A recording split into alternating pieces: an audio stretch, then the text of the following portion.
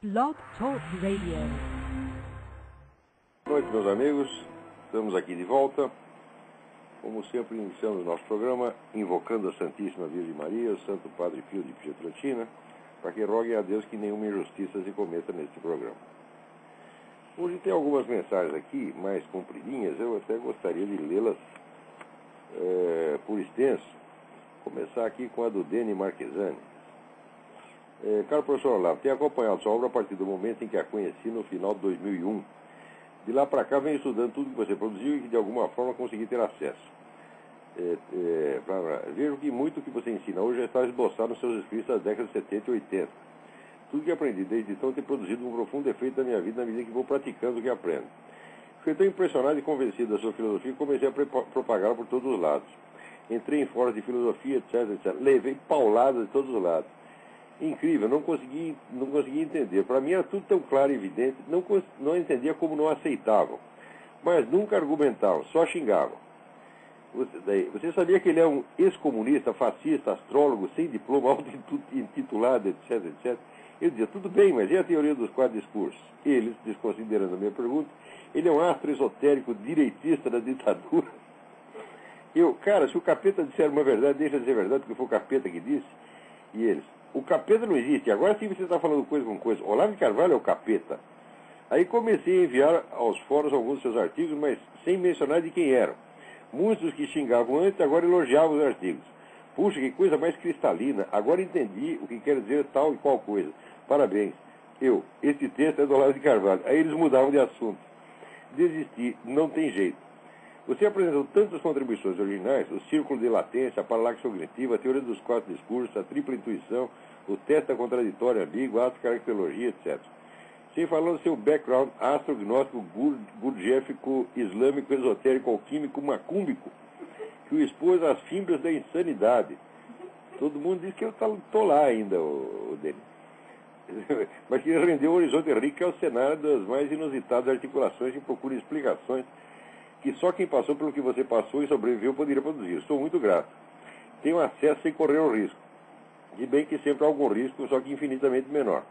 Agora, minha pergunta é sobre o teste da contraditória ambígua. Fiz vários testes. Estou aqui ou não estou aqui? A igual a igual a diferente de A, etc. Entendo que estatisticamente esse teste parece verdadeiro, mas nada me garante que o próximo exemplo vá confirmá-lo. Será possível abstrair dos testes uma proposição geral, uma teoria da contraditória ambígua? Eu já fiz isso, Denis. Isso está perdido em alguma apostila minha. Estou tentando achar para ver se publico essa coisa. Mas eu já fiz essa exposição geral. Não é a que está publicada. O que está publicado não é uma exposição geral. É só, vamos dizer, um resumo e alguns exemplos que eu dei em resposta a uma discussão específica que estava tendo. Claro, muita coisa do que eu escrevi não foi escrito com o propósito de exposição sistemática, mas sempre em resposta a alguma provocação do momento, algum estímulo do momento. Mas isso aqui eu tenho uma exposição mais completa, eu vou procurar e vou ver se publico. Se eu não achar, eu escrevo tudo de novo. Mas aqui no programa não teremos como expor isso aí. Agora, quanto a esses outros comentários dele, olha, precisa ver o seguinte, o Brasil é um país culturalmente anormal, culturalmente doente, mórbido, tá, né? Essa coisa, vamos dizer, essa inveja rancorosa, essa coisa absurda, esse culto dos diplominhas, isso aí era tudo coisa que eu, quando era jovem, eu pensei que seria brevemente superado. Quer dizer, nos anos 60, tudo anunciava que isso ia acabar. Mas hoje voltou, que a gente vê um panorama igual àquele que é descrito nos livros do Lima Barreto no começo do século XX, né? É uma coisa vulgar e idiota, mas tão baixa, tão assim, de gente tão complexada, que não dá nem gosto de se conversar com esses caras. Né? Quer dizer, essa coisa, inclusive essa mania que os camaradas têm de inventar a vida alheia. Quer dizer, eles ficam com tanta raiva de você e inventam a sua vida na proporção da raiva que eles têm. Por exemplo, quantas vezes eu não li que eu era um dos teóricos da ditadura, né? Mas no tempo da ditadura era comunista, quer dizer, eu estava completamente contra a ditadura. Aliás, fiquei contra ela até o último dia dela. Hoje me arrependo, às vezes foi uma besteira. Mas a gente falando assim com um tom de seriedade, até caras comunistas importantes, né? Escrevendo isso, não, ele foi um dos teóricos da ditadura, cuidado com ele. Tá? Quer dizer que nós estamos lidando com crianças, crianças doentes, crianças más, né, crianças idiotas, né? Agora, para mim, assim, a classe dos professores universitários brasileiros é toda constituída de gente assim. Eu nunca conheci um professor universitário brasileiro que tivesse o mínimo de competência na sua área. E esse negócio de não ter diploma, falo, mas é claro que não ter diploma, eu jamais ia me sujeitar, vamos dizer, a pedir a aprovação desses caras, pedir a aprovação para o Emir Sader, para a Marlene Chauí. Vocês estão brincando? Né? O que é isto? Eles são um bando de palhaço, de semi-analfabeto. Eu jamais ia me sujeitar a uma coisa dessa. Agora, eu quero ver se eles têm capacidade para ser meus alunos, porque hoje não tem. Porque isso aí eu já provei. Qualquer aluno meu com 2 anos de estudo já sabe mais do que todos eles. Mas 2 anos de estudo. Não precisa mais do que isso. Né? Agora, eu vou me sujeitar a ser diplomado por essa gente que enfia o diploma no cu. Que brincadeira é essa, porra? Né?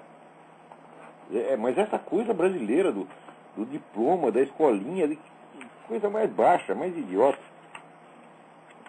Agora tem uma outra mensagem que é muito interessante aqui. Tem um cidadão aqui que se chama, é um argentino chamado, deixa eu ver, Juan Kofler Anasco. Ele está brabíssimo porque ele me escreveu várias mensagens e eu não respondi. Então, o que ele faz? Ele começa a especular a minha psicologia, quer dizer, por que, né, por motivos freudianos de eu não ter respondido a coisa. Essa outra bobagem, ô Juan, para com isso, para de viadagem. Eu recebo 300 e-mails por dia, 300 assim. Eu não estou contando o que é spam, o que é anúncio, aqueles negócios de aumento de seu pauta, né? Não estou falando disso, eu estou falando e-mails assim, de gente que quer falar comigo. São 300 por dia. Né? Se eu der 5 minutos de atenção para cada um, são 1.500, tá certo? Minutos. Né? Dividido por 60, aí dá 25 horas. Para pensar um pouco. É claro que a quase totalidade desse e-mail me escapa. E você escapou. É só isso que aconteceu. Um problema meramente matemático. Né? Daí diz, ele cita aqui um artigo meu. Nos últimos anos a situação mudou um pouquinho, mas quantas opiniões que antes eram só minhas passaram a ser defendidas também por Diogo Marnaz, Reinaldo Azevedo e aproximadamente uma dúzia de blogs, jornais eletrônicos. Daí responde o Juan, lamento decepcioná-lo, mas devo contestar sua afirmação a bem da verdade e da justiça. Desde a década de 60, quando estava em voga os altos movimentos estudantis procastristas, etc., eu, como estudante secundário na Argentina, impunha e defendi meu pensamento escancaradamente anti-russo, cubano. O quê? Eu estou me referindo a pessoas que escrevem na mídia brasileira. Tá certo? Eu não estou incluindo aí um estudante que estava lá em Buenos Aires discutindo com um comunista. Eu, pô, o que é isso, Juan? Eu deveria dizer, olha, não era só eu. Lá na Argentina tinha um estudante secundário que dizia a mesma coisa. Para pensar um pouco. Você vê que o problema do brasileiro não é um problema de comunismo, de ideologia política. Não, tem uma coisa mórbida. Esse rapaz aqui mudou para o Brasil em 68. Olha como ele já está. Já contaminou, porra. Ô, Juan, vai embora para a Argentina de novo, você fica normal. Agora fica no Brasil e fica assim. Com essa mania de atribuir motivações, né, inconscientes para os outros, né? E essa coisa assim de se sentir muito, você está o tempo todo ressentido, né? Achando que não estão ligando para você, essa carência afetiva brasileira. Ai, meu Deus do céu. Você vê, olha, compara aí com essa carta do Denis Marquesani, de tudo que eu já fiz na vida, tá certo? Quer dizer, eu tenho consciência de que o que eu fiz, vamos dizer, toda a filosofia universitária brasileira, toda, sem exceção, comparado com a minha obra, é merda. Merda. Não tem um filósofo nessa coisa, os caras nem sabem o que é, tá certo? Agora, eu sou um filósofo, a minha obra tem importância, tá certo? É uma coisa objetiva que eu estou falando, tá certo? Depois de tudo isso, se eu fosse esperar que as pessoas me agradassem, me reconhecessem, etc., aí esperar sentado. A gente tem que fazer as coisas porque tem que fazer, não é porque vai ter um reconhecimento. De que me valeria, aliás, o reconhecimento desses camaradas? É nada. Tá certo? Agora, você quer que eu reconheça Méritos que você tinha na Argentina 40 anos atrás e discutir com os comunistas. Como é possível isso? Como é que vai adivinhar um negócio desse? Eu reconheço que você está certo, foi muito corajoso, enfrentou essa gente, você não é nada burro, você é um camarada inteligente, letrado, tá certo? E, muito bem, vai em frente. Eu queria mostrar com você, Diogo Mainar, Reinaldo Azevedo, ao encontrar o continente de outros pensadores, cientistas sociais. Eu estava me referindo a colunistas da mídia. Mas é claro isso, pelo contexto do artigo, eu estou falando de colunistas da mídia. É claro que no Brasil tem milhares de pessoas que discordam desses comunistas. É coisa óbvia. Tá certo? Não tem nem o que dizer. Tá certo?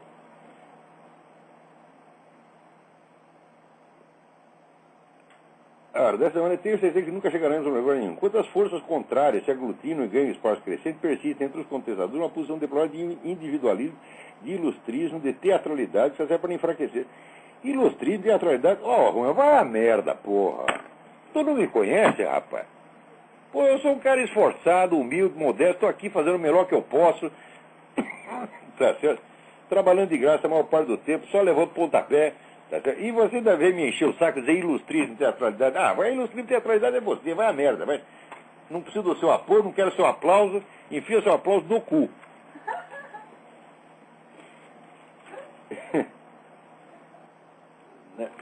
Agora aqui,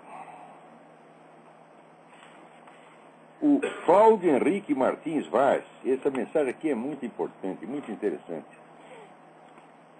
Ele diz, Cláudio Henrique Martins Vaz, ele diz que numa discussão, num fórum de discussão sobre o concurso para a Agência Brasileira de Inteligência, surgiu um debate e desafio. Postar 5 ameaças à ordem constitucional. E ele colocou 5. Primeiro, governo mundial globalismo, não confundir com globalização. Na Casa Real Inglesa, CFR, ONU e Federal Reserve, etc. 2, contra a cultura e seus desdobramentos atuais e imediatos, em ordem de urgência. 3, ameaça ambientalista e indigenista, a questão quilombola no pacote. 4, comunismo, né, com Foro de São Paulo, Ursal, Farc, TV, PT, PCC, etc. 5, ausência de pensamento conservador na mídia e na política. Na mosca, Henrique, na mosca, exatamente, os problemas aqui são exatamente esses. Né? Perfeito. Agora, você vê que aqui essa semana, veja aqui, porque ele está ficando maluco mesmo. Essa semana estava lá um pastor chamado Michael Markovich. Ele estava fazendo um discurso anti-aborto, né, na rua, em Filadélfia. Ali tem um monumento que é o Sino da Liberdade. Estava lá falando na frente do Sino da Liberdade, fazendo um discurso anti-aborto. Quando foi preso pela polícia, disseram, não, o senhor só pode falar na zona de free speech. Aqui não pode falar. Vocês já viram isso aí? Tem uma zona de free speech, quer dizer, o resto do país não é free speech. É só em determinados pontos, né, do território. O pastor falou, free speech nada, eu vou falar aqui mesmo. Sempre falei aqui, falei na rua, nunca teve problema. O pastor foi preso. Olha como as coisas estão mudando aí. Esse pessoal, né, tipo obamista, eles vão entrando aos poucos, vão se infiltrando e vão se arrogando uma autoridade que não tem, daqui a pouco eles começam a ter mesmo. Eles inventam leis, né, leis que não existem, mas que eles começam a colocar em vigor antes de que existam. Daí elas passam a existir. Né? No Brasil fazem a mesma coisa, com esse negócio de anti-homofóbico, eles já estão processando todo mundo por homofobia, sem haver lei que proíba a tal da homofobia. Daqui a pouco fica proibido mesmo. Né? Agora,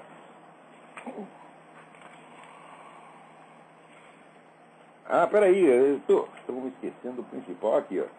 O outro fala que eu só quero saber de brilhar, ficar com ilustrismo, até esqueci de anunciar meu próprio curso aqui, ó. De 29 de setembro a 4 de outubro, vai haver aqui em Coronel Rádio uma série de encontros em que eu vou expor a minha ideia sobre introdução ao método filosófico. Eu dei uma aula na semana passada para a realização do seminário de filosofia, algumas pessoas devem ter acompanhado pela internet, colocando, eu acho que pela primeira vez na história humana, uma súmula do método filosófico, 7 métodos filosóficos básicos. Métodos que os filósofos sempre usaram, mas que estão ali implícitos nas suas obras, né? ninguém expôs o conjunto desses métodos, né? Eu fui inspirado pelo livro do Louis Lavelle, Manual de Metodologia Dialética, em que ele explica um desses métodos, que é justamente a dialética no sentido aristotélico e no sentido praticado pelo próprio Lavelle, não no sentido doutrinal hegeliano, mas existem outros e eles todos são articulados. O próprio Lavelle os usa, mas ele só expôs um. Se você procurar uma exposição dos métodos filosóficos no conjunto e na sua articulação, você não vai encontrar nem mesmo o livro do Mário Ferreira, Métodos Lógicos e Dialéticos, que, como o nome diz, se limita aos métodos lógicos e dialéticos. Mas, por exemplo, Sócrates e o famoso método anamnético, né?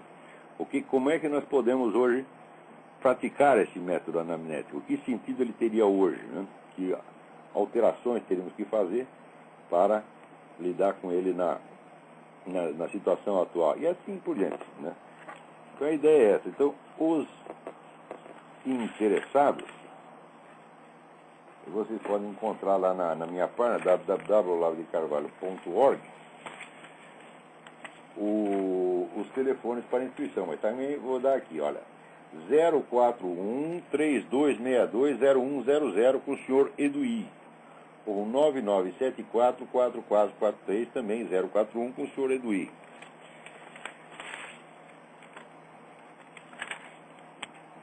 Agora você veja, na mesma semana em que o Ministério Público do Rio Grande do Sul, né, exige, né, a extinção do MST, aliás, o MST nem precisa ser extinto, porque legalmente ele não existe. Quer dizer, é uma entidade legalmente inexistente que recebe dinheiro do governo. Isso aí já era suficiente para impeachment do Lula e do Fernando Henrique. Quer dizer, não vem essas coisas do Fernando Henrique também. Tucana ficar falando do Lula porque eles faziam a mesma coisa. Você não pode tirar dinheiro do governo para dar para uma entidade juridicamente inexistente e que, portanto, não tem responsabilidade jurídica pelo dinheiro que recebe. Não precisa nem mesmo passar um recibo. Isso é a mesma coisa que você dá o dinheiro do governo para um amigo seu. Tá certo? O MST jamais poderia ter recebido dinheiro do governo e, no entanto, já comeu alguns bilhões ainda, né? E quanto mais come, mais insatisfeito fica e mais reclama. O MST já é o maior proprietário de terras que já existiu ao longo da história nacional. O que ele produz lá? Nada. Ele produz baderna, produz reclamação, produz choradeira, tá certo? E produz mais pedido de verbo, e mais verbo, e mais verbo, e mais verbo, e mais verbo. Está na cara que isso é uma organização delinquente. Isso aí é um bando de picareta, tá entendendo? É a coisa mais sem vergonha que já existiu no país, é o MST. A quantidade de terra que tem já seria suficiente para ele alimentar o país inteiro, e então não se alimenta a si mesmo. Mais subsídios. Quando é que vai acabar isso aí? Nunca. Agora, então, o Ministério Público do Rio Grande do Sul fez o que tinha que fazer. Pede a extinção e tem que ter a responsabilização penal, né, dos líderes dessa coisa e daqueles que contribuíram. Isso é o que tinha que ser. O Ministério Público não pediu, ele pediu somente a extinção do órgão, né? Extinção que é difícil porque você não tem como acabar com um órgão que... Você extinguir legalmente um órgão que já não existe legalmente, né? Mas daí o que acontece? O PT, seu Ricardo Berzoini, o camarada Berzoini Neves, lança aqui um manifesto, né? Solidarizando com o MST, reconhecendo sua contribuição para o fortalecimento da democracia, a conquista de direitos civis, políticos, sociais, econômicos e culturais do povo brasileiro. O que é povo brasileiro? Esse bando de picareta, isso não é povo brasileiro merda nenhuma. O povo brasileiro trabalha, rapaz. Você pega essa quantidade de terra que deu para o MST, dê para o tal do povo brasileiro, e você vai ver que o povo brasileiro fica rico com esse negócio. Agora, o MST não. Pega esse monte de terra, e em vez de plantar, trabalhar e criar alguma coisa, não, ele usa essa terra como gazua para exigir mais terra e mais dinheiro, e ainda para invadir fazenda que está produzindo, eles vão lá e queimam tudo, destroem tudo, e ainda fazem coitadinho. O MST tem parceria com o FARC, meu Deus do céu. O MST é uma entidade criminosa. Aliás, o PT é uma entidade criminosa. Vocês não se tocaram ainda, não? Esse negócio de Foro de São Paulo, quer dizer, isso é uma articulação de quadrilhas, de narcotraficantes, de sequestradores, de tudo que tem de pior na América Latina. Tá certo? E essa a chamada grande mídia brasileira, se não tivesse todinha comprada, já teria denunciado isso há muito tempo, porque as provas são mais que abundantes. tentaram esconder isso ao longo de 16 anos, no fim, de que água mole em pedra dura, tanto bate que até fura. No fim furou, agora não dá para esconder mais. Agora as autoridades vão fazer o quê? Hã? Quer dizer, o Ministério Público não sabe isso aí, não tem, ou não percebe a ilegalidade da coisa, quando o próprio Lula, em 2 discursos, já confessou as suas atividades clandestinas no quadro do Foro de São Paulo, dizendo até que ele ajudou, por baixo do pano, a produzir o resultado do primeiro referendo venezuelano. O cara, só dele ter feito isso, já é suficiente para o impeachment. Agora vocês todos perderam a vergonha na cara. Vocês abriram tanto as pernas para o PT, né, que assim, o Lula pode tudo. Agora ele tem autorização para fazer tudo e vocês não têm uma autoridade para reclamar, nem as Forças Armadas têm. Agora, aproveitando, né, que fez um manifesto em favor do MST, do PT fez um manifesto em favor do MST, aí vem a coordenação da Coordenação Nacional da Comissão Pastoral da Terra. Isso é outro bando de filha da puta. Tá vendo seus bispinhos de merda? Tá certo? Seus sacerdotes de Satanás, os filhos da puta, o que vocês todos são, tá vendo? Ladrões, bandidos, comunistas, tá certo? Satanistas, é isso que vocês são, tá certo? Pastoral da Terra. Pastoral é a puta que os pariu. Tá, né? O dia que eu... Olha aqui, seus bispos de merda da CNBB. O dia que eu me dirigi a um de vocês com um pingo de respeito, nesse dia eu meto a minha cabeça na privada e puxo a descarga. Porque de merda se fala no tom apropriado, que é merda. E vocês são merda, e vocês sabem que é isso. Tanto que nunca um de vocês levanta a cabeça para vir me enfrentar. Vocês têm medo, porra. E, mano, esses bispos, aquelas pessoas todas trêmulas, lembro do Dom Paulo Evaristo Arnes, aquelas figuras untuosas, todos falando assim, tão delicadamente. Vão pra puta que os parou, vocês são um bando de viado, esqueçam, pô. Gente mais nojenta, mas nojenta. Isso aí tem que dizer como Cristo. As prostitutas e os viados vão entrar no céu antes de vocês, seus bispos de bosta. Agora vem aqui a Comissão Pastoral da Terra, né? Aí também se solidarizando. Vem aqui a público manifestar sua preocupação diante das tentativas de criminalização dos movimentos sociais. Como? Vamos criminalizar uma entidade que invade fazendas e toca fogo em tudo? Criminalizar? Quer dizer, isso não é crime, não? Nós é que estamos criminalizando? Eu vou entrar na sede da CNBB, tocar fogo lá, e daí, se vocês reclamavam, vocês estão me criminalizando. Que é isso, esses hipócritas de merda? Como é que pode ser tão sem vergonha assim? Olha, essa classe dos bispos brasileiros, meu Deus do céu, qualquer puteiro é mais decente do que a CNBB. Vocês não perceberam isso ainda? Quanto tempo vai levar para vocês perceberem que aí não se trata de um problema político, de um problema ideológico, que essa gente é sem vergonha mesmo? Quando é que vocês vão perceber que no Brasil não existe igreja católica mais? Vocês não perceberam ainda não, porra? A igreja, olha, 20 anos atrás, eu li um documento escrito por um dos raros homens decentes que sobravam na igreja brasileira, que era a igreja católica do Brasil, que era o Dom João Evangelista Martins Terra, em que ele dizia que já naquela altura a igreja brasileira já vivia uma situação cismática. Quer dizer, o Vaticano não reconheceu isso oficialmente, está tentando botar panos quentes para ver se recupera alguma coisa, mas olha aqui, tem que avisar o Papa, tá certo? Bom, aquele Papa já faleceu, João Paulo II, né? Que dá para você reciclar merda, tá certo? Mas dá para reciclar para fazer o quê? Para fazer mais merda, fazer adubo, fazer coisa assim, né? Você não vai dizer que você vai reciclar a merda e tirar dali um diamante, né? Tá certo? Então, a CNBB, né, se muito melhorada, tá certo? Dá para fazer dali, talvez dê para aproveitar e fazer um terreno de macumba. Se conseguir sair isso, tá certo? Porque eu acho que eles vão roubar até os Exu, pô.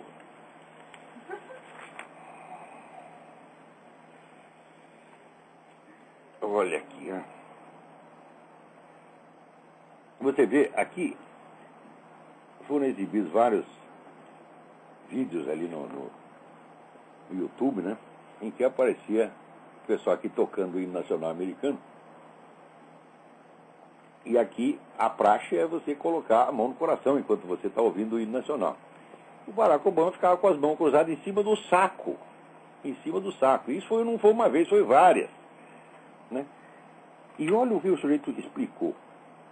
Ele diz aqui, é que para muitas pessoas, muitos povos no mundo, a bandeira americana é um símbolo de opressão. E o hino é uma mensagem guerreira. Quer dizer, o sujeito diz isso da bandeira e do hino do seu próprio país, que é ser presidente da República, e ainda tem gente puxando o saco dele. Olha, esses americanos estão ficando tudo brasileiro. O negócio brasileirizou. Isso aqui vai virar um esculhambação também. Isso vai virar um puteiro, porra. Não é possível. Né? Quer dizer, o Barack Obama, meu Deus do céu, para mim ele devia ser frentista de posto de gasolina se alguém tivesse caridade de dar esse posto para ele. Porque você, na figura dele tudo é fake. A primeira coisa que ele diz é, eu sou afro-american. Mentira! Mentira, o cara não teve um antepassado escravo. A família dele chegou aqui 100 anos depois de acabar a escravidão. Eles estavam lá na Indonésia, meu saco. Tá certo? Quer dizer, ele foi educado num ambiente islâmico, tá certo? E diz que tem contato com a cultura africana. O contato com a cultura africana foi uma trepada que o pai dele deu para gerar. Ele gerou ele e voltou correndo, tá certo? Isso é contato cultural? Eu não sabia não, você entende, né?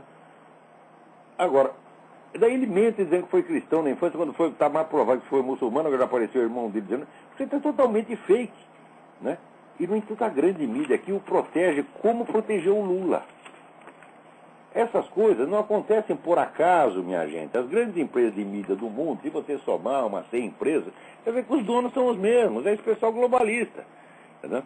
É a elite globalista. Então eles dão a receita e a mídia inteira reproduz aquela bobajada e a turma acredita. Quer dizer, o tempo em que havia verdadeira liberdade de imprensa já acabou. A liberdade de imprensa supõe a variedade e o enfrentamento. Ora, quando as grandes empresas foram tomadas por essa gente, já vai fazer, não é, 30 ou 40 anos, o que aconteceu? Surge a mídia, os órgãos independentes de mídia, os blogs, jornais eletrônicos, as revistas conservadoras, etc, etc. Que imediatamente o pessoal do Partido Democrata já está inventando um jeito de estrangular, de calar a boca desse aí. Ou seja, estrangular a liberdade de imprensa, para eles é uma coisa normal, está no instinto. Aliás, eles não acham que isso é contra a liberdade de imprensa. Né? É a tal da tolerância libertadora que falava o Herbert Marcuse. Tolerância libertadora significa toda tolerância para a esquerda, nenhuma para a direita. Ou seja, o que eles chamam de tolerância é o que nós chamamos de intolerância. Porque ou você tolera o adversário ou você não tolera ninguém. Então, a essa altura, eu já acho que a intolerância deles deveria ser respondida com intolerância igual e contrária. Mas acontece que ninguém quer isso. Então, o que acontece é uma situação de guerra assimétrica, né? Onde um lado faz tudo para destruir o outro, e o outro faz tudo para ter uma convivência pacífica com o primeiro. E por isso mesmo que só leva na cabeça. Eu acho que se ele quer a minha destruição, eu tenho que querer a destruição dele igual e contrária, pô. Tá certo? Senão, não estamos jogando o mesmo jogo, não estamos dentro do mesmo ringue. Né? Ora.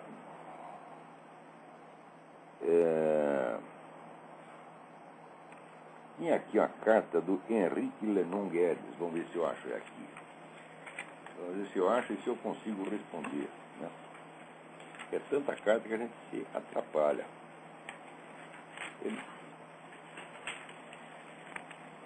Alô, tem alguém na linha aí? Quem é?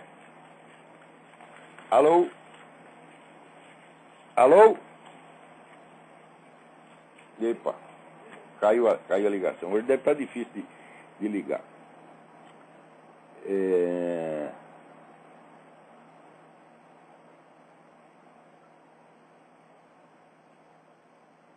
Vamos ver. Então, o Henrique Lenon me pergunta aqui. Eu li o livro História da Filosofia de Brian Magee, do qual gostei muito.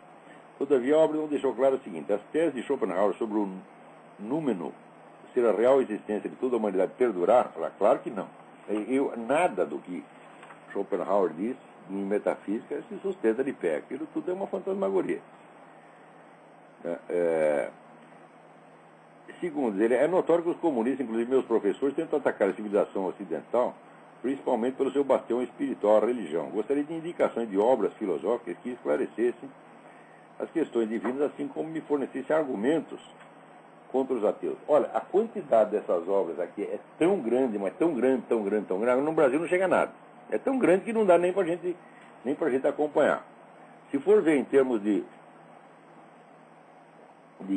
qualidade intelectual, falo, bom, esse pessoal do ateísmo não dá nem para começar a conversa, porque é tudo de semi-analfabeto.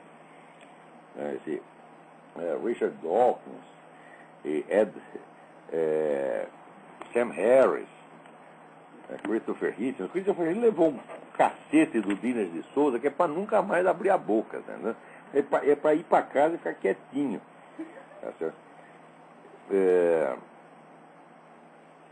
Agora, eu vou lhe fazer uma lista desses livrinhos aqui e vou te apresentar no próximo programa, tá bom? Tenho um pouco de paciência fazer uma lista de 10 livros para você, mas tem alguém na linha aí. Quem é? Alô? Alô, Olavo? Sim. Aqui é o Guilherme de Campinas, tudo bom? Luiz Guilherme, tudo bem? Tudo bom. Eu queria saber se o que você acha de dois bispos brasileiros, né, que eu pessoalmente gosto muito deles, que são o falecido Dom Estevão Bittencourt, né, e o Dom Eugênio Salles. Mas está falecido. Era ótimo, já está falecido. O Dom Eugênio Salles ainda está vivo, graças a Deus. O Eugênio Salles é uma maravilha, adoro aquele velhinho. É um sujeito sincero, né, valente, escreve as coisas e tal. Agora, você vê, quando a defesa da igreja fica na mão de octogenários ou nonagenários, é porque todos os outros se venderam. Quer dizer, esse órgão chamado CNBB, os fiéis deviam invadir a CNBB, tirar aqueles caras de lá a pontapé, dizer, olha, você não é bispo merda nenhuma, você é um servo do Satanás, você é um satanista, você é um comunista infiltrado. Você está excomungado, você vê, olha, o decreto de Pio XII ratificado por João XXIII é muito claro. Qualquer apoio que um católico dê a organizações comunistas implica a sua imediata excomunhão. Imediata e automática, ou seja, não precisa haver um processo de excomunhão. Leiam o decreto e o apliquem. Chegue lá na CNBB e diga, você está excomungado, você está excomungado, você está excomungado. Você não é que você não é bispo. Não é que você não é bispo, você não é bispo, você não é sacerdote, você não é sequer um membro da igreja. Cai fora daqui, filha da puta. Olavo, eu queria também dar uma boa notícia, que parece que as negociações da turma do Lefebvre, né, da Fraternidade Sacerdotal São Pio X, estão avançando para que eles voltem à plena comunhão com Roma. Graças ao Papa... Roma tem que voltar à plena comunhão com eles. Dom Lefebvre nunca fez nada errado. Eles é que estão errados. O Papa, Benedito XVI, tem que ir lá e pedir desculpa para eles, porra. Eles foram punidos sem ter feito nada. O delito deles foi ser cristão e tentar agir de acordo com a sua consciência. Eles podem ter errado num ponto ou no outro, mas isso não vem ao caso. Eles eram sinceros, eles eram cristãos, eles eram crentes, eles estavam com Jesus Cristo, e os outros não. Os outros estavam com o quê? Diálogo com o marxismo. Olha, já vai fazer diálogo com o Satanás, porra! O que é isso? Agora, você veja, no Concílio Vaticano II, os caras aprenderam o seguinte, a ceder na doutrina cristã tudo que é essencial e se apegar ao secundário. Por exemplo, pega o negócio do celibato clerical. Todos eles dizem, não podemos abdicar do celibato clerical, não podemos abdicar. Agora, pode diálogo com os marxistas. Que porra é essa? Pode abertura para os marxistas. Pode o pacto de Metz. Então quer dizer o seguinte, qual é a mensagem de conjunto que o concílio passou para essa gente? Você pode ser comunista contanto que você permaneça solteiro. Isso aí, mas a mensagem é essa. Quer dizer, inverteu totalmente o sentido do essencial, tá certo? E do acessório, do principal e do secundário. E inverter essa hierarquia é violar o primeiro mandamento, onde diz, amar a Deus acima de todas as coisas. Isso pressupõe o seguinte, que existe uma hierarquia, tá certo, dos princípios. Não é você escolher assim qualquer um do jeito que você quiser. Tá certo? Não pode escolher, não pode misturar e não pode mudar a ordem. Agora, se você se apega ao secundário e despreza o essencial, o que você está fazendo? Você está destruindo tudo na base. Então, olha, se o padre casar, se o padre tiver 20 amantes, como tem aqueles padres no Brasil, o clero brasileiro no século XIX, no tempo do Império, era uma putaria franciscana. Tá certo? O padre tinha 20 mulheres. Eles tinham 20 mulheres, mas eles eram cristãos. Eles não mudavam a ordem dos mandamentos, tá entendendo? Eles não negociavam com o Satanás. Quando eles pecavam, eles sabiam que estavam pecando. Agora esses caras querem pecar e querem que a gente diga que é bonito, porque foram eles. Porque foi sua eminência. Tá entendendo? Pecar é uma coisa. Negociar com o adversário é outra porra. Com certeza. Pecar todos nós pecando.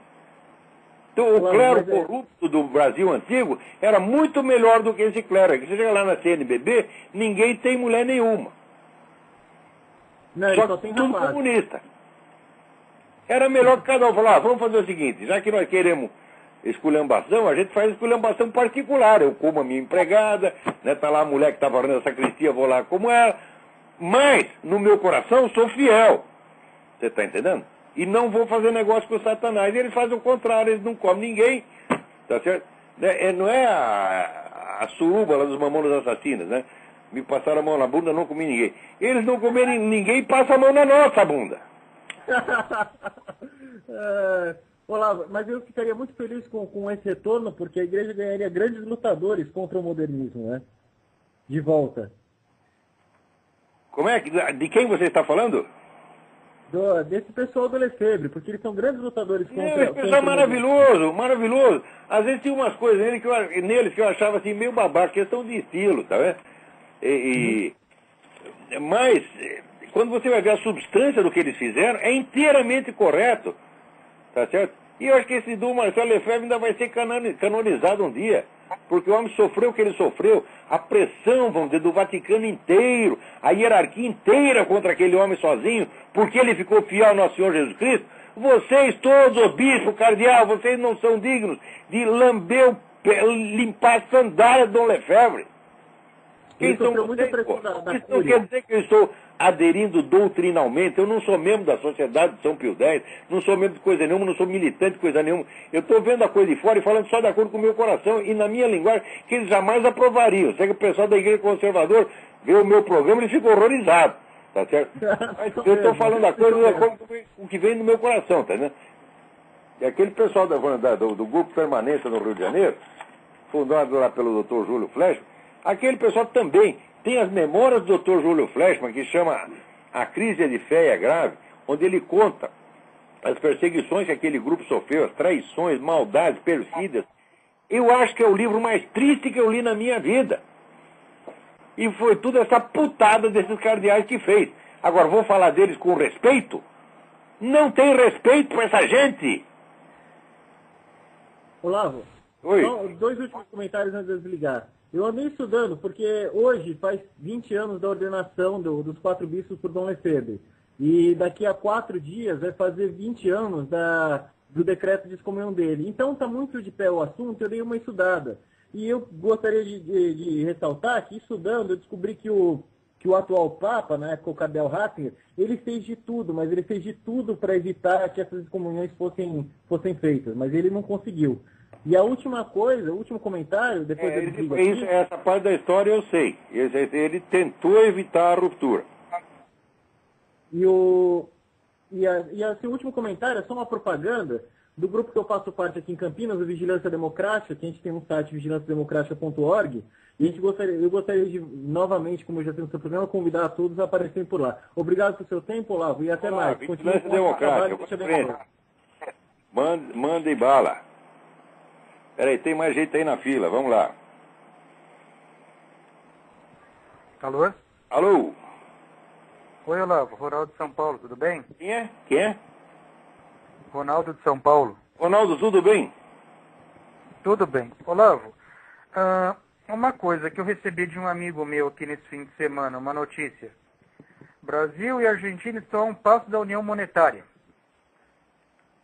É assim que começa. Sabe aquele negócio? É só a cabecinha. Vamos por só a cabecinha.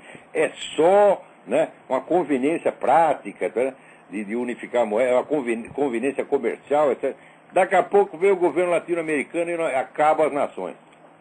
Assim que foi feita a União Europeia. Olha, o meu amigo Mark Richardson, lá do Tennessee, me mandou aqui um vídeo que está no YouTube, tá certo? Que mostra 2 repórteres que entram lá no Parlamento Europeu, né, vendo os deputados, os representantes, que vão lá para assinar a presença diária e receber o dinheiro. Eles assinando aquela porcaria, eles recebem o dobro do salário. O salário deles agora está 14 mil euros. Tá certo? Que é maior do que o salário da primeira-ministra da Alemanha, né? E os caras vão lá, assinam e saem correndo. E o repórter então tenta filmar eles assinando. O que eles fazem? Eles fogem. Aquilo é um bando de picareta. Lembra aquele negócio de político nordestino? O pessoal falava mal do político nordestino. Político nordestino perto dos representantes da União Europeia é santo. Aquilo lá é um bando de picareta como jamais se viu. Esses caras fazem isso, eles criam esses organismos multinacionais, mas é para ganhar dinheiro fácil e como é que diz, de poder mandar na vida alheia e impor as coisas mais absurdas, como aquelas leis da Rainha de Copas, né? Ou as leis do Woody Allen no filme Bananas, quando ele toma o poder. Ele decreta, não, de agora em diante todas as roupas de baixo serão roupas de cima. Os meninos de 14 anos passarão a ter 8. São leis assim que eles inventam, porra. Agora é assim, não pode mais fumar cigarro, só maconha. Como é que não podemos levar a sério essa gente? Então vamos fazer a mesma coisa aí na América Latina. E nós estamos deixando.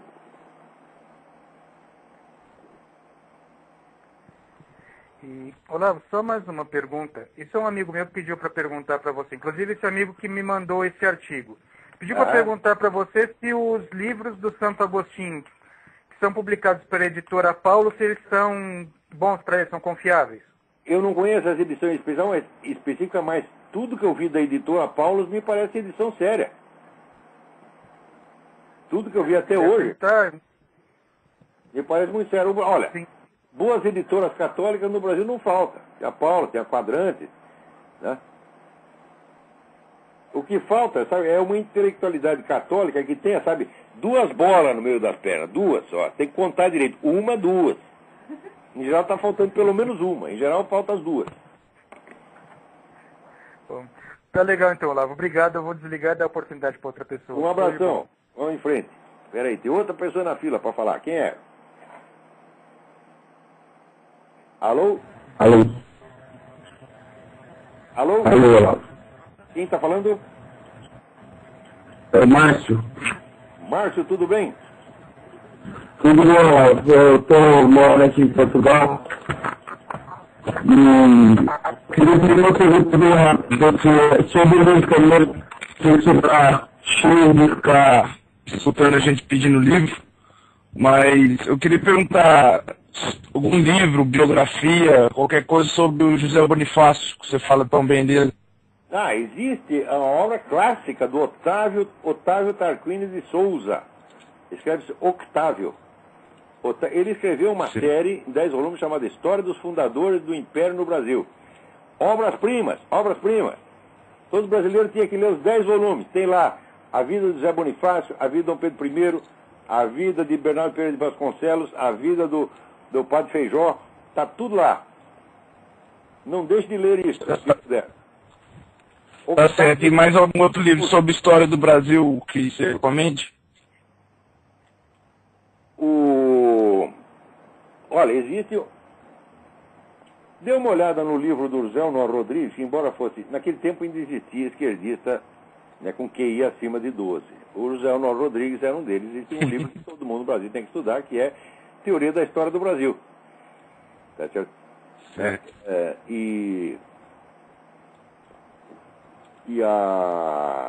Ele escreveu um outro livro que chama Historiografia no Brasil. Esses 2 livros te darão toda a dica, tá tudo lá. Agora, o Brasil teve grandes historiadores, teve o Oliveira Lima, né, teve o próprio Joaquim Nabuco, né, que é o estadista do Império. Sim, Joaquim Nabuco eu já peguei o livro Abolicionismo.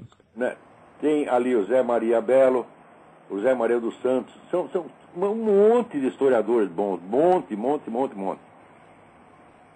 Ok. Tudo bem, é só isso mesmo. Muito obrigado. Faltando assim, isso aí eu estou falando, não é que tem, tinha, né, aquele negócio, tinha, acabou.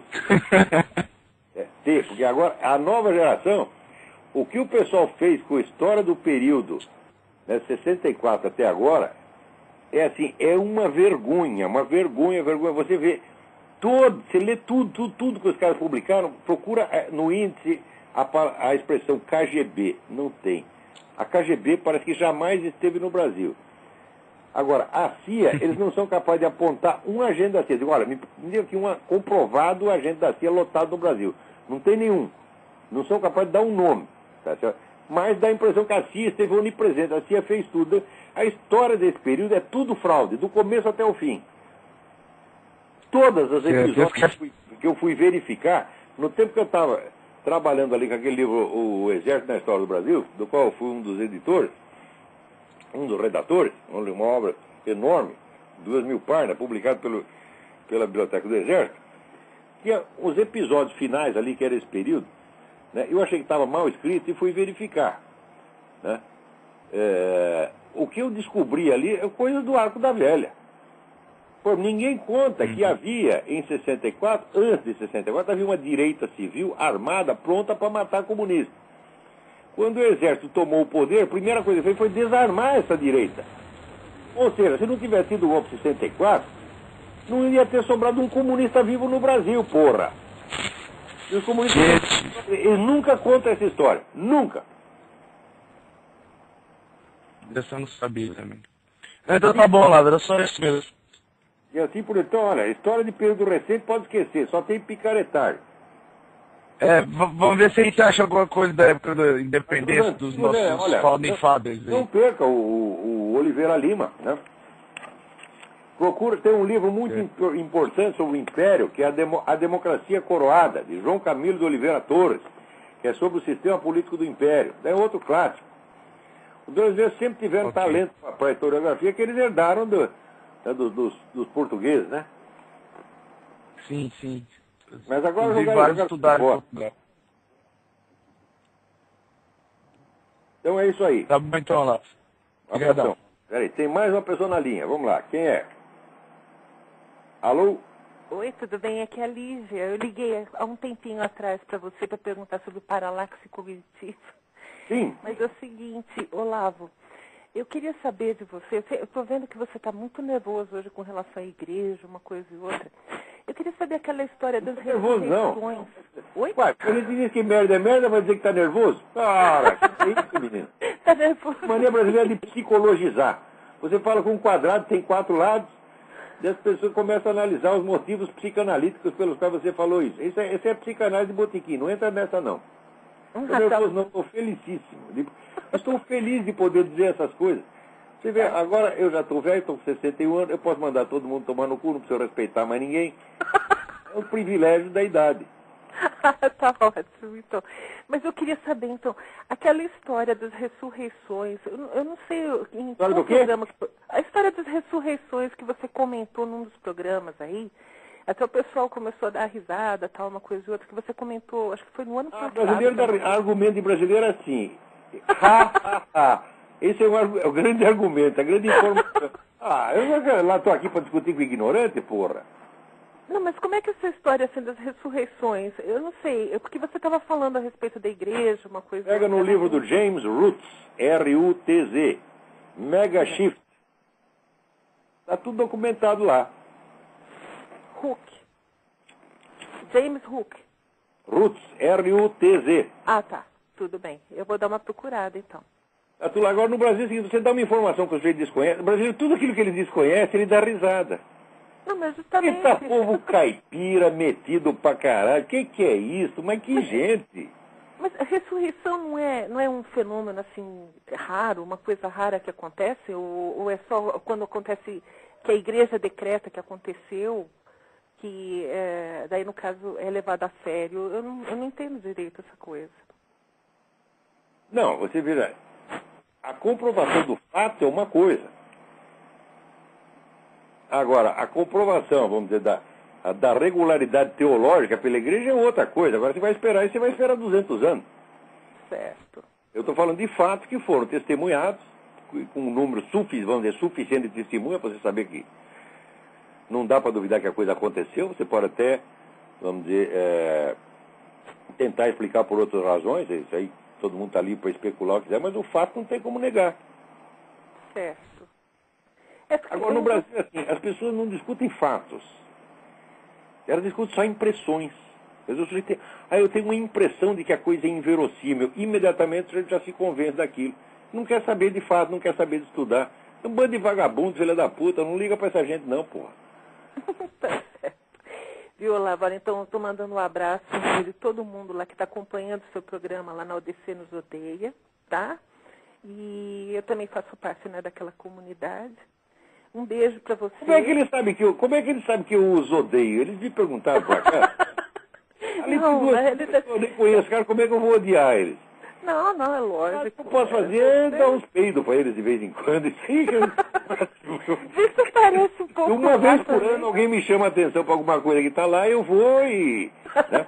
Eu só fiquei bravo uma vez quando começaram a mexer com a minha família. Falei, aí não, peraí. Aí não.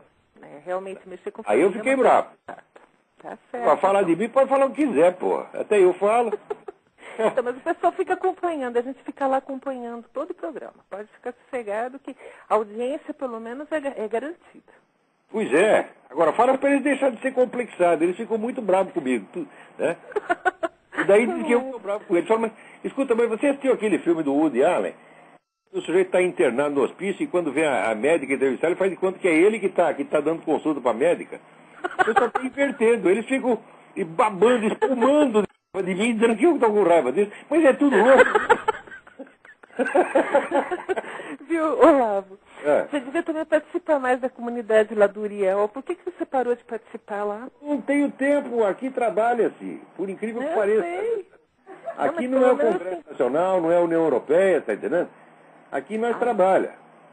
Mas um pouquinho só participar lá, dar o ar da graça. Eu vou lá, prometo que vou. Vai sim, então. Tá bom? Um beijo tá então pra obrigado. todo mundo. Tchau. Tudo de bom. Alô, mais uma pessoa aí. Mas não... Vamos ver se dá tempo. Dá. Alô, quem é? Oi, Olavo. Quem é? Oi, Olavo. É Alex, tudo bem? Oi, Alex, tudo bem? Olavo, eu tenho uma pergunta bem simples. Daria para o senhor comentar sobre a guerra do ópio, a Inglaterra e China? Porque eu já pesquisei sobre esse assunto e é um assunto complexo. Os chineses até hoje eles falam que essa guerra foi a causa de expulsar todos os missionários da China, que até hoje eles usam isso para prender a igreja, né? Porque eles falam que as missões cristãs, elas entraram na China com o propósito de guiar as forças inglesas. Se o senhor também puder comentar um livro bom, eu agradeço. Obrigado, Olavo. Olha, isso aí... A Inglaterra fez muita sacanagem no mundo. Foi muita coisa boa, foi muita sacanagem também, mas... Né, é verdade que eles fomentaram o comércio do ópio, mas o comércio do ópio já existia na China há milênios. Não vai dizer que foi o inglês que fez isso. Esse aí é outro tipo de inversão também. Está lá o chinês vendendo ópio um para o outro. Tá certo? Daí o inglês resolve também entrar no negócio, daí fica tudo culpa do inglês, quer dizer, a culpa retroativa. Né? Isso é a mesma coisa que o negócio da escravidão, que os caras dizem, não, os europeus escravizaram os africanos, etc. Ao contrário, os africanos, junto com as tropas muçulmanas, entraram na Europa já a partir do século VIII, escravizaram milhões de pessoas. Quando o português desembarcou na África, tá certo? Já foi muitos séculos depois, e apenas deu o troco, e deu um troco modesto, tá certo? Então, agora os caras invertem a história dizendo que quem começou a escravidão foi o europeu. Do mesmo modo, a questão do ópio na China. Entendeu? Quer dizer, a China já espalhava ópio para o mundo inteiro. Além disso, é fácil você ver como o vício do ópio se disseminou na Inglaterra durante o século XIX, e você vai ver quem viciou quem. Na Inglaterra, vamos dizer, até o século XVIII, você não ouve falar de ópio. Tá certo? Começa aí pela metade do século XIX, vira até um vício elegante. Todo mundo na Inglaterra, todo mundo, os escritores, jornalistas, membros do parlamento, todo mundo ia lá consumir ópio. Onde ia? É nas lojinhas dos chineses. Era os chineses que estavam fazendo guerra do ópio dentro da Inglaterra, meu saco. Agora inverte o negócio. Também, ó, chinês, meu filho, não dá para confiar não, tá entendendo? Sobretudo comunista chinês. Pô, o que é isso? Peraí. Tem mais alguém aí na linha. Deixa eu atender mais um aqui. Antes que acabe o programa, temos 2 minutos. Alô, quem é? Olá, uma notícia rápida que eu acabei de receber. A partir de amanhã, fumar tabaco está proibido em público na Holanda, mas a maconha continua liberada nos patrocínios. Aí, você veja, um dos, vamos dizer, objetivos da nova ordem mundial socialista é isso, é disseminar as drogas para tudo quanto é lado, criar uma parcela da população permanentemente drogada. Na Holanda, eu acho que 30% da população já está inutilizada. Quando na Holanda basta 10% da população trabalhar, que já basta para sustentar todo mundo. Então, esses 30% não tem nada, eles não têm o que fazer, né? O Social Security lá, né, segura todo mundo. Então o que eles vão fazer? Né? Trepar eles já cansaram, né? Dar o rabo também já cansaram. Então agora tem que ser maconha. Depois da maconha vem o pico e depois vem a morte. E quando eles morrerem, o governo da Holanda respira aliviado, fala, bom, um a menos para gente sustentar. E a nova ordem mundial é isso também, vai viciar todo mundo. Agora aqui, consumo de maconha no Brasil aumenta mais de 100%. De 2001 para 2005. O que é isso, porra? Né? Quer dizer, é claro, você vê, um país que tem 50 mil homicídios por ano, em função, inclusive, do narcotráfico, e que está mais preocupado em reduzir desigualdades sociais do que em parar o morticínio, é o país onde dinheiro tem mais importância que a vida humana. Isso é a hierarquia moral, a hierarquia de importância moral da cabeça desse monstrengo que governa vocês. Essa deformidade humana chamada Lula, está entendendo? Essa coisa, esse vampiro, está entendendo? Então ele fica se gabando. Nós reduzimos a desigualdade social em 22%. Primeiro, não foi vocês, foi o fim da inflação que reduziu. Segundo, ao mesmo tempo que reduzia a desigualdade social, aumentava a criminalidade, aumentava o consumo de maconha. E ao mesmo tempo, e vocês estão dizendo que vão acabar com a criminalidade construindo casinha no morro e botando o exército para construir casinha. E o povo dos milicos aceitam isso. Estou falando que tem que contar as bolas brasileiras, se tiver duas, é muito. 2 bolas é excessivo. Você está entendendo? Não tem mais. Porque vocês perderam a vergonha. Agora a pessoa pergunta se eu tenho vergonha de ser brasileiro. Eu não tenho vergonha porque eu não tenho culpa. Eu sou um pobre espermatozoide que foi jogado de Portugal a Leimar para parar aí sem culpa minha. Você sabe que espermatozoide é cego. Agora, Brasil é o segundo maior consumidor de cocaína das Américas. Olha só, o primeiro é os Estados Unidos, o segundo é o Brasil. Olha só os progressos aí do governo Lula. Agora, reduzimos as desigualdades sociais. Ora, vai pra merda. O que adianta você ter igualdade social? Está morto. Tem mais alguém aí na linha? Agora aqui, espera aí, tinha uma notinha aqui que eu queria comentar, mas já perdi aqui. Puxa vida. Olha aqui, o Antônio Kirchner, tenente da reserva da Brigada Militar, pergunta o que eu acho desse negócio da lei seca. Olha, isso aí é tática que o pessoal aprendeu com Nova Ordem Mundial. Você tem que fazer de conta que você está protegendo as pessoas. Você não deixa elas fumar, você não deixa elas comer gordura, você não deixa elas comer açúcar, e agora não deixa beber nas estradas. É a proibição protetiva. Isso aí é uma tática psicológica para criar dependência. Começou com o negócio do cigarro. Tudo sempre baseado, vamos dizer, em estatística falsa e coisa alarmista para assustar a criancinha, está entendendo? Aqui nos Estados Unidos diz que mora 400 mil fumantes por ano, de fato mora, só que mora na mesma idade dos outros. Tá certo? Isso foi o máximo que conseguiram provar até agora. Mas todo mundo aqui está convencido, você puxa um cigarro aqui, o nego já começa a tossir lá na esquina. Você está entendendo? De medo. Né? Agora com o negócio da bebida a mesma coisa. E com o negócio da comida, na Inglaterra já proibiram, não pode fazer anúncio de um monte de doce. Não pode fazer anúncio de doce. Porque senão as criancinhas vão comer doce e vão morrer. Então essa turma da comunidade europeia, da ONU, tá, eles vêm tentando assim, proteger você contra você mesmo. E as pessoas caem nisso. São reduzidos a um estado de menoridade mental, tá certo? No qual não me deixe livre, não me deixe fazer o que eu quero, me proíba. Eu conheço um monte de fumante, tá certo, que está louco para ser proibido de fumar. Eu conheço cara que aceita que a mulher o proíba de fumar dentro de casa. E o sujeito fica grato, porque ela está protegendo a saúde dele. O sujeito que chega a esse ponto de abjeção, de acovardamento, ele vai durar menos que os outros, porque ele já está enfraquecido. Isso aí é contra a vitalidade humana. Tá certo? O ser humano, para ele viver, para ele ter saúde, para ele ter força, ele tem que se autoafirmar, ele tem que ser sincero, ele tem que falar a verdade. Ele não pode viver num fingimento, não pode viver de rabo entre as pernas.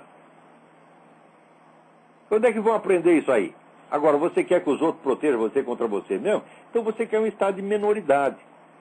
Tá certo? Você quer um estado de tutela. E você vai ter. Então é isso, gente. Acabou o nosso tempo aqui. Muito obrigado a todos. Até a semana que vem.